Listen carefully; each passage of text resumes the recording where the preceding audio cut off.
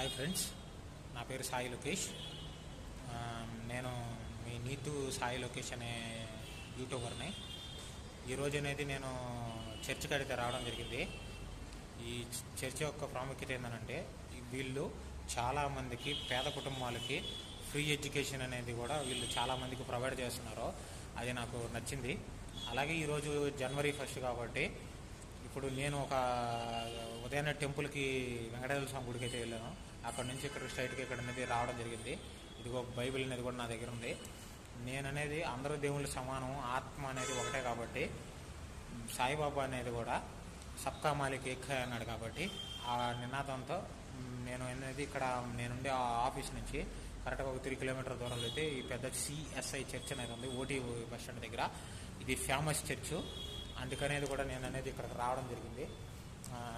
Jesus